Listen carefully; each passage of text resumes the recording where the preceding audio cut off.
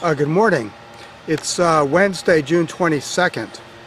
Our editorial today is about the dilemma that the MSC is facing in relation to certifying the Russian pollock fishery. This certification process, which has been underway for several years, is scheduled to be completed by December.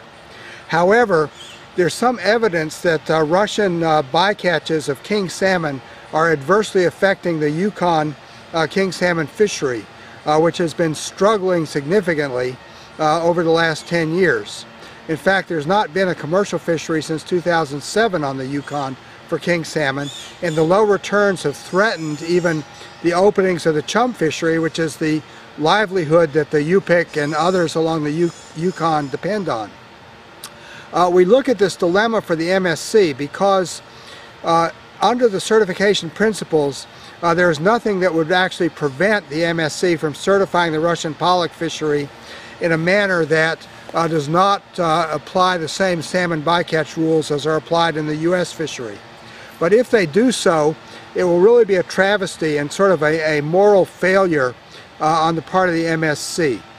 The American pollock fishery has adopted very tough restrictions on king salmon bycatch, basically to support the rebuilding of fisheries in Alaska that are affected by high seas takes of salmon. The Russian pollock fishery also admits to taking king salmon, but they don't have any plans in place to control the bycatch except a monitoring plan. In the U.S., there are hard caps on how much king salmon can be taken by the pollock fleet. The MSC is under pressure from European retailers and manufacturers who are large users of pollock to get the Russian fishery certified. And if it is certified, it will be a big financial and credibility boost to the MSC.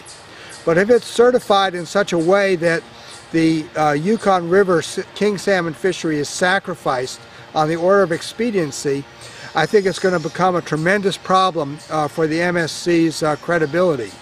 Ultimately, you can't have sustainable fisheries where the actions of one fishery is wiping out the livelihoods and sustainability of another fishery. The MSC always says that the process is independent and it's up to the certifiers, etc., to determine what happens in each case. Well, in this case, the MSC has to step in to ensure that the equality and the level playing field and continuity exists across all the certifications for Alaska pollock.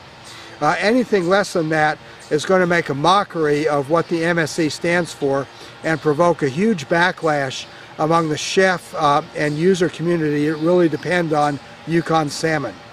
In Lexington, Mass., this is John Sackton.